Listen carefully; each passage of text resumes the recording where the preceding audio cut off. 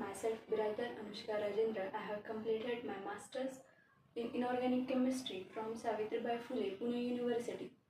Today I will be going to discuss about one of the most important and basic topic from the organic chemistry, that is inductive effect. जब हम organic chemistry के बारे में बात करते हैं, organic chemistry में हमें बहुत सारे रिएक्शंस को स्टडी करना होता है. कौन सी रिएक्शन कौन सा मैकेनिज्म फॉलो करती है, उस मैकेनिज्म कौन से इंटरमीडिएट फॉर्म होते हैं, ये सब समझने के पहले हमें कुछ इफ़ेक्ट्स के बारे में मालूम होना चाहिए. अब ये जो इफ़ेक्ट्स जो होते हैं वो टू टाइप्स के होते हैं. एक होता है effects are of two types, that is temporary effect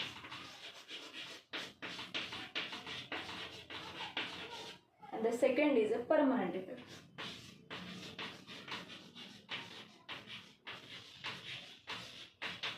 So अब ये जो temporary effect होता है, suppose we have an organic molecule and this and a reagent.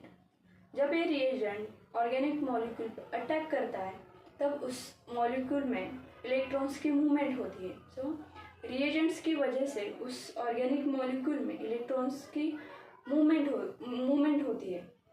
उस इफेक्ट को हम टेम्पररी इफेक्ट बोलते हैं. और इसका एग्जांपल है electromeric effect.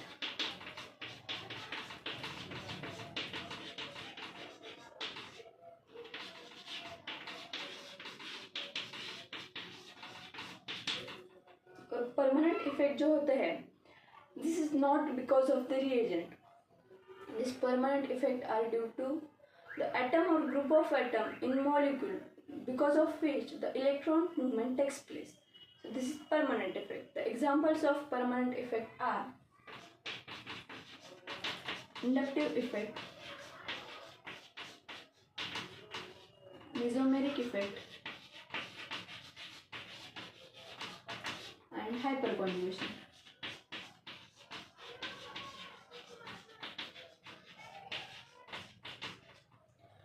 Inductive effect is a type of permanent effect. Now we will see what is inductive effect, what are the types of inductive effect. और inductive effect का use किस लिए करते हैं हम ये भी देखेंगे. So first we will see the definition of inductive effect.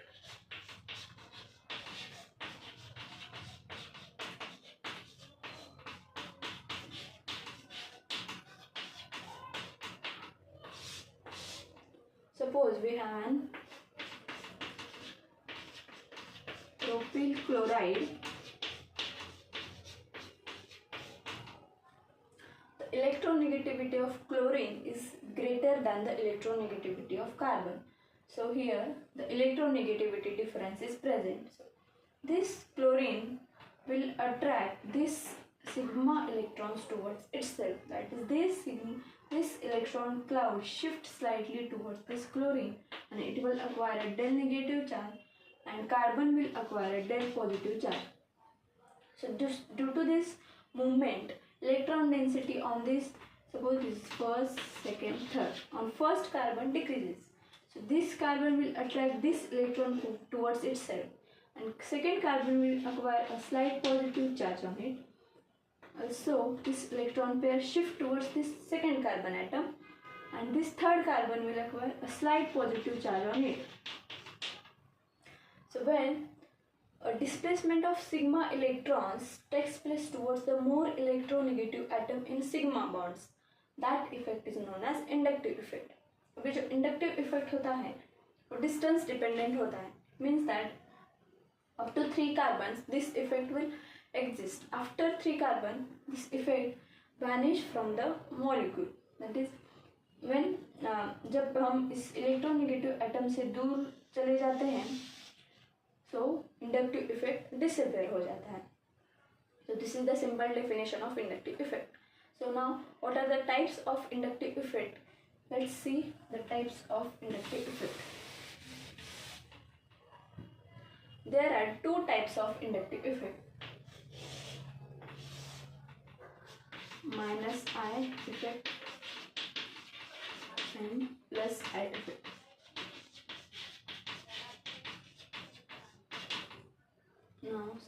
we have these examples.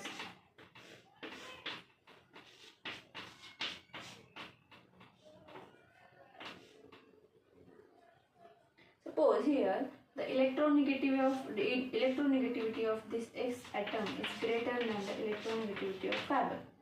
So this sigma electrons cloud will shift towards this X atom and it will acquire del negative charge and carbon will acquire del positive charge. Those groups of atom which attracts electrons from carbon chain are known as electron withdrawing groups.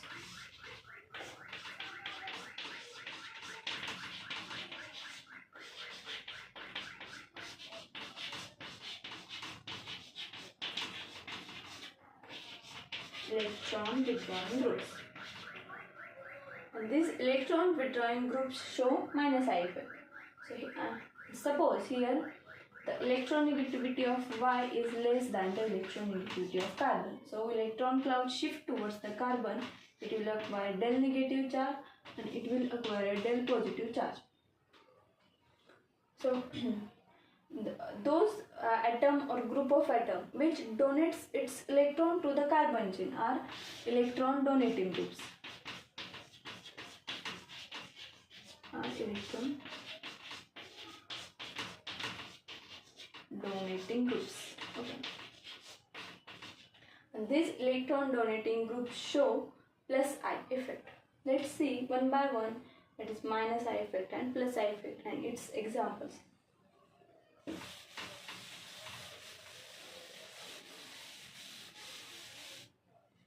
First we will see the minus I effect.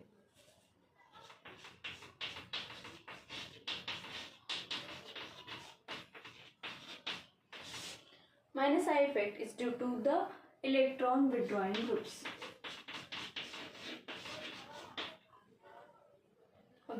Suppose we have 4 examples. It is FCH2CO4 negative. The second is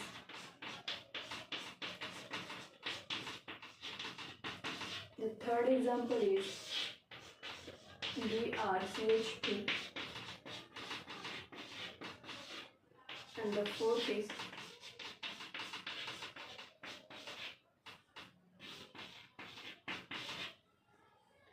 the electronegativity of halogens is the electronegativity of fluorine is greater than the electronegativity of chlorine, bromine and iodine. So this is the electronegativity order. ये सब charge species है. Charge species जो होती है वो unstable होती है और जितना वो ये जो चार्ज होता है जितना ज़्यादा वो स्टैटिक होगा यानी कि वो वही रुका होगा तो वो मॉलिक्यूल या कंपाउंड और भी ज़्यादा अनस्टेबल हो जाएगा. अगर चार्ज का मॉलिक्यूल में डिस्ट्रीब्यूशन होता है तो वो मॉलिक्यूल स्टेबल हो जाता है. तो यहाँ फ्लोरीन की इलेक्ट्रोनेगेटिविटी सबसे ज़्यादा है. सो it will attracts this electron towards itself more strongly. So distribution of this charge will be more here. इस चार्ज का डिस्ट्रीब्यूशन हो जाएगा. सेकेंड एग्जाम्पल में भी चार्ज का डिस्ट्रीब्यूशन होता है लेकिन इस फर्स्ट एग्जाम्पल में चार्ज डिस्ट्रीब्यूशन जितना अच्छे तरीके से होता है वो सेकेंड थर्ड फोर्थ में नहीं होता. इसलिए more distribution of charge, the molecule will be more stable. So therefore the stability order here, if we will write the stability order, is first compound is more stable than second, then third, then fourth. So this is the stability order.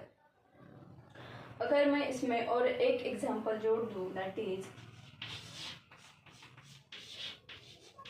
NO2 CH2 CO negative. क्या आप बता सकते हैं कि हम ये इससे ज़्यादा स्टेबल है या इससे कम स्टेबल है या फिर बीच में कहीं लाई रहेगा.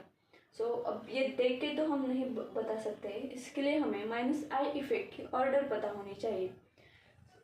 let's see the order. जो माइनस आई इफेक्ट की जो ऑर्डर होती है इसका ही यूज करके हम क्वेश्चन सॉल्व करते हैं. So will see now order of minus I effect.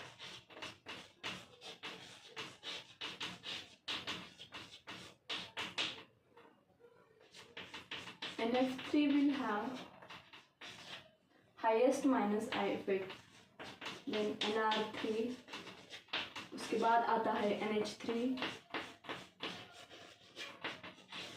NH3 के बाद आता है NO2, इसके बाद आता है साइनाइड,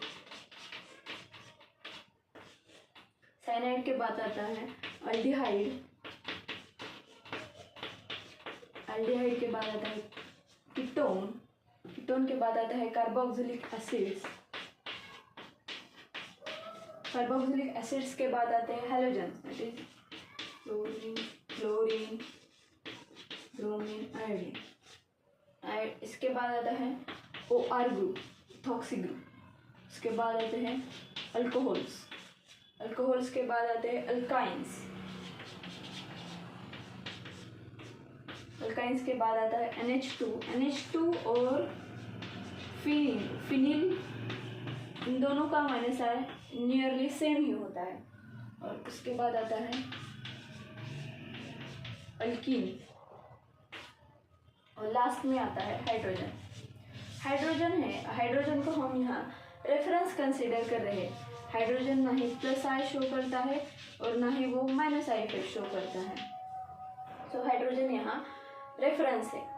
नाउ अब वो जो एग्जांपल्स थे दैट इज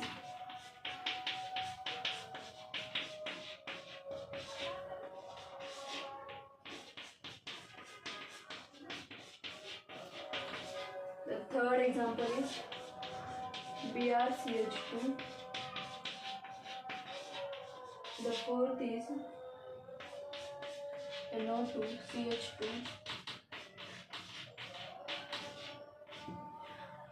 अब हम माइनस आई इफेक्ट के ऑर्डर का यूज करके इसमें स्टेबिलिटी ऑर्डर बता सकते हैं.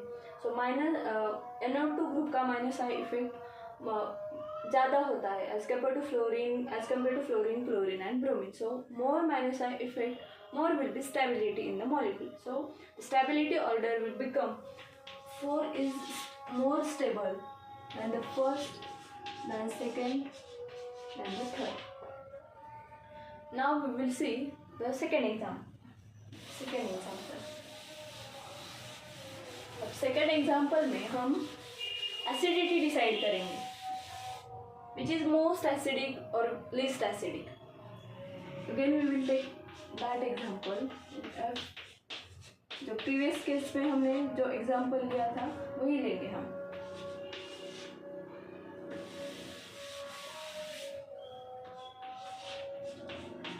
FCH2 COOH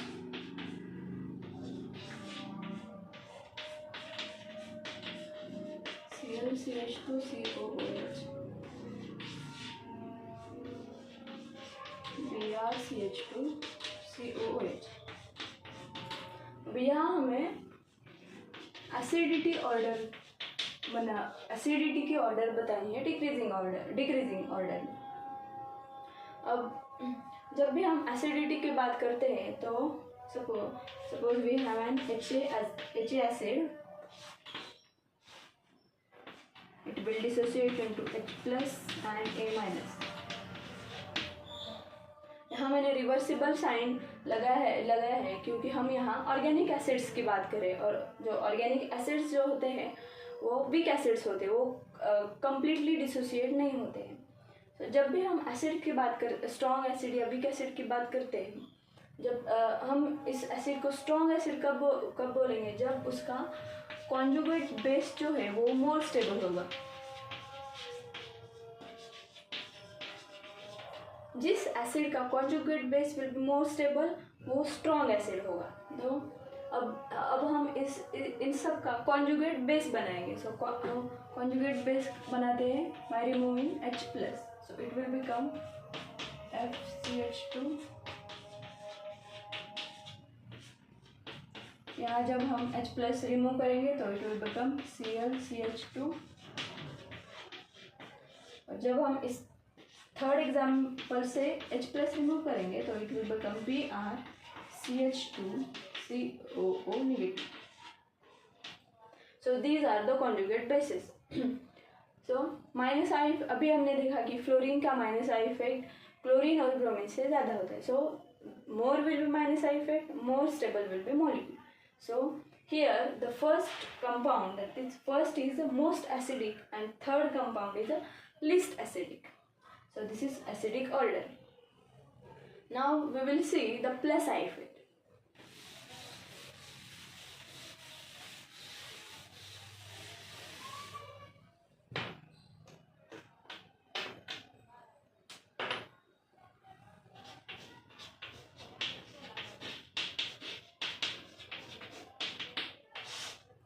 plus I effect हमने देखा कि प्लस आई इफेक्ट जो होता है वो इलेक्ट्रॉन डोनेटिंग ग्रुप की वजह से होता है. So this is due two electron donating group. पहले हम प्लस आई इफेक्ट की भी, उसकी भी एक ऑर्डर होती है, वो देख लेंगे. सो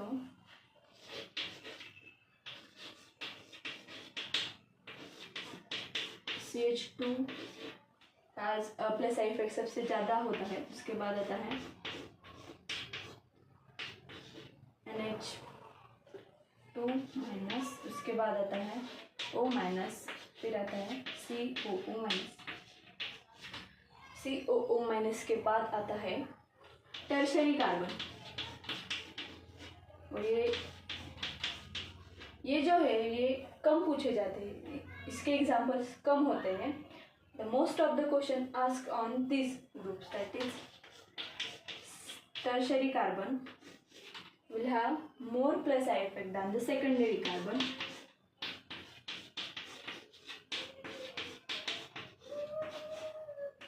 And the primary carbon. Primary carbon को हम मिथिल बोलते हैं. सो इनके बेसिस पे ही ज़्यादातर क्वेश्चंस पूछे जाते हैं. सो अब हम इसका एग्जांपल देखेंगे.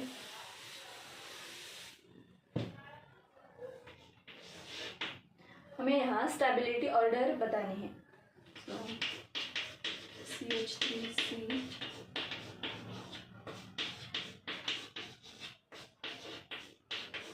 This is first example.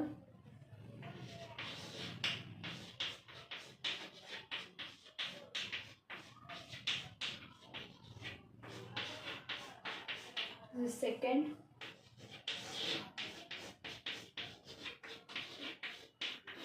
Third example. अब जब इसमें से अब ये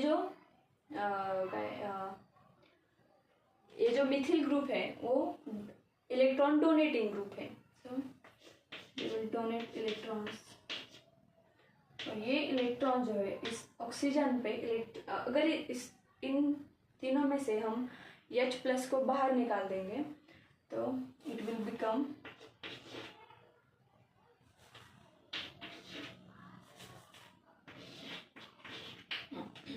so this methyl group increases electron density on this carbon atom, and this carbon atom will push its electron density towards the oxygen. अब ये ऑक्सीजन ऑलरेडी इस पे माइनस निगेटिव चार्ज है, that is it is more electron rich. अब ये और इस पे इलेक्ट्रॉन डेंसिटी जब हम बढ़ाएंगे तो वो अनस्टेबल हो जाएगा. तो वैसे जनरली ये अपना H प्लस नहीं लूज करेगा. therefore it will become least most unstable. अभी इलेक्ट्रॉन डेंसिटी की ज़्यादा होने के कारण ये अनस्टेबल बन जाए. यहाँ प्लस आई इफेक्ट कंपैरेटिवली कम है और यहाँ तो बहुत ही कम है, इसलिए stability order the third will be more stable than the second than the first. This is the stability order. Now we will consider the second example.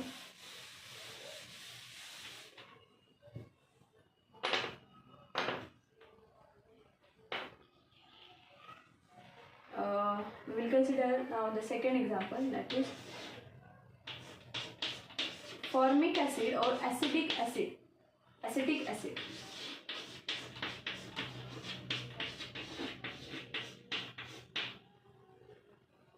इन दोनों में से कौन सा एसिड ज़्यादा स्ट्रॉन्ग एसिड है, अब ये हमें देखना है।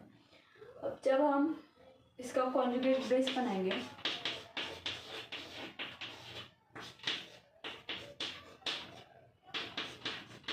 इसमें से H+ जब जाएगा तो ये एसीटेट बनेगा। अब यहाँ तो कोई इफेक्ट नहीं है, ना ही प्लस आई शो हो रहा है या ना ही माइनस आई इफेक्ट शो हो रहा है। और अब जब यहाँ देखेंगे तो यहाँ मिथिल ग्रुप का प्लस आई इफेक्ट इस पे लग रहा है। So electron density on this oxygen will increases, so it will become unstable. So ये जो कॉन्जुगेट बेस है वो अनस्टेबल हो जाएगा। So therefore formic acid is strong acid than the acidic acid. ये एसिडिटी का ऑर्डर होता है। सो हम जनरली हम ऐसा बोल सकते हैं कि प्लस आई इफेक्ट जो होता है वो एसिडिटी के इन्वर्सली प्रोपोर्शनल होता है, और माइनस आई इफेक्ट जो होता है वो एसिडिटी के डायरेक्टली प्रोपोर्शनल होता है। ये जनरल स्टेटमेंट हम ये बोल सकते हैं। Now we will consider the third example.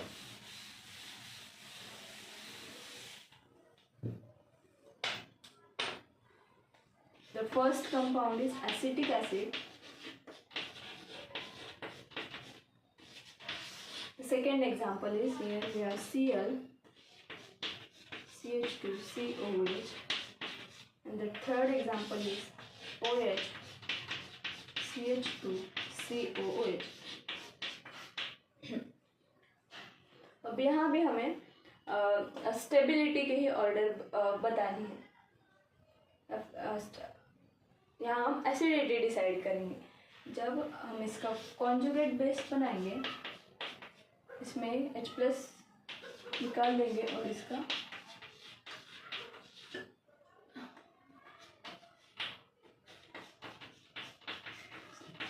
COO negative, और इसमें जब हम H+ निकालेंगे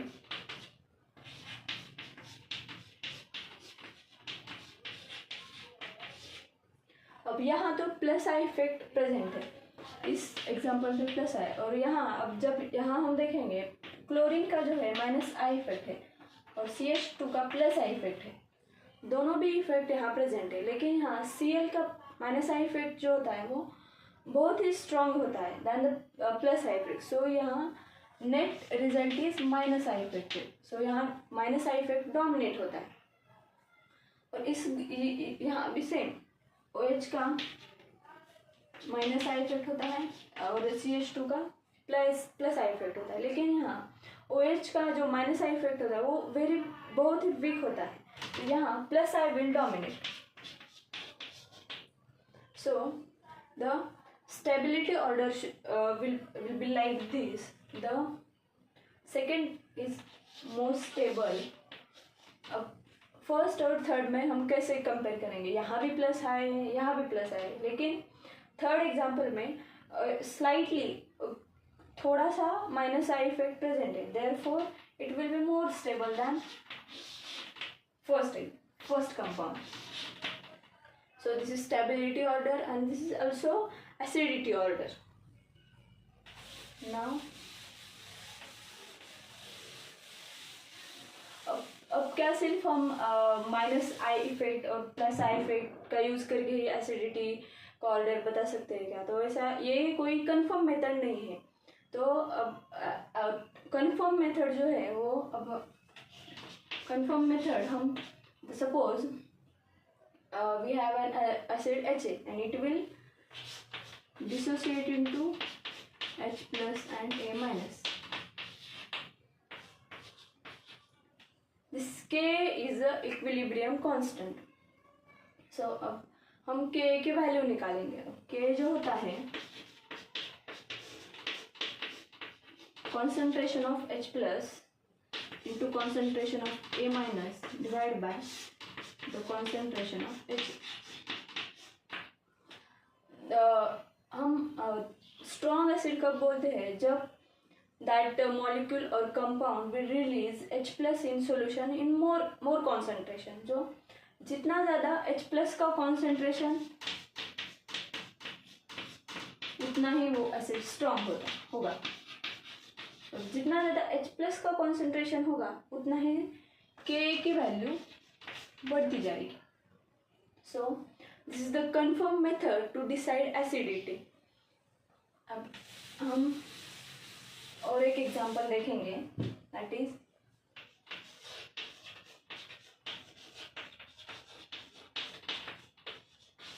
इसमें हमें एसिडिटी का ऑर्डर बताना है।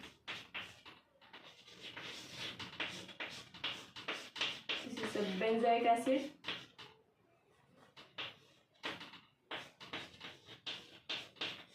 और फोर्थ है फिनॉल।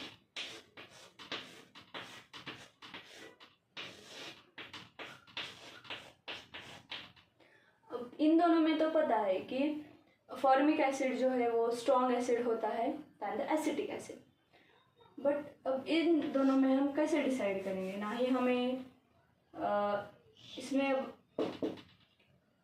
ना ही प्लस माइनस आई इफेक्ट्स के बारे में यूजिंग इट हम बता सकते हैं। अगर बता भी दे तो इन दोनों में से ये स्ट्रॉन्ग एसिड हो गए या वीक एसिड हो गए, तो जो बेंजोइक एसिड की जो के वैल्यू होती है वो नियरली इक्वल्स टू 6.3 इंटू 10⁻⁻5 होती है, और जो फिनॉल की के वैल्यू होती है वो होती है 1.3 इंटू 10⁻10। सो के की वैल्यू जो है वो बेंजोइक एसिड्स की ज़्यादा है as compare to phenol, but इन दोनों की की वैल्यू तो हमें पता नहीं, और हम सब की की वैल्यू याद तो नहीं कर सकते। सो इनकी एसिडिटी ऑर्डर बताने के लिए भी एक ऑर्डर होती है। सो वो ऑर्डर एसिडिटी की भी एक ऑर्डर है।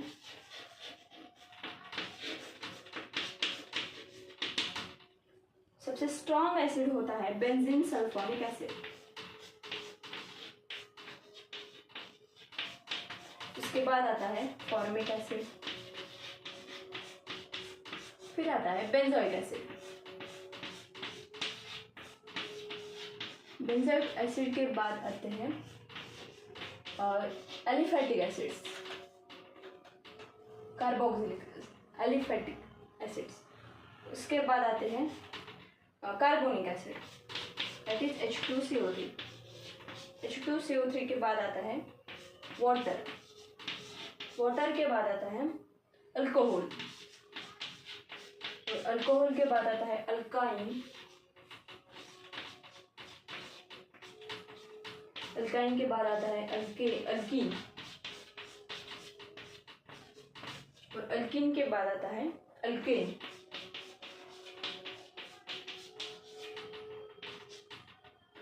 So this is the acidity order. ये भी हमें याद करनी होती है, इसका यूज करके ही हम एसिडिटी का ऑर्डर बता सकते हैं। सो अगर हम इन 4 कंपाउंड्स में मोस्ट एसिडिक कौन है, तो यहाँ मोस्ट एसिडिक फॉर्मिक एसिड है, और लिस्ट एसिडिक है, सॉरी यहाँ एलिफेटिक एसिड्स के बाद यहाँ फिनॉल आता है,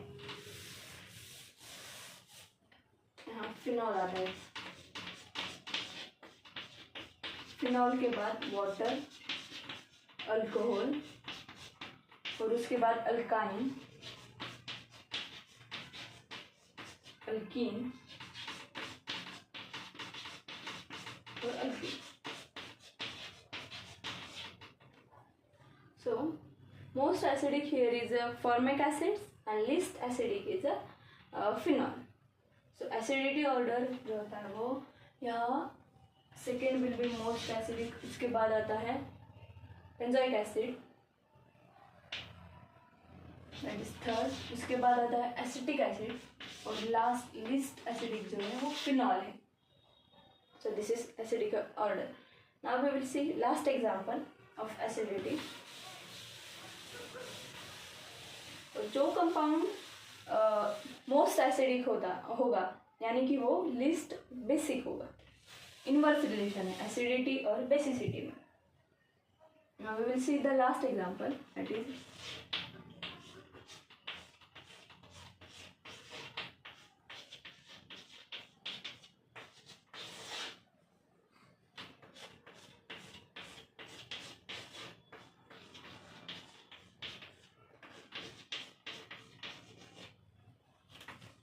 थर्ड जो है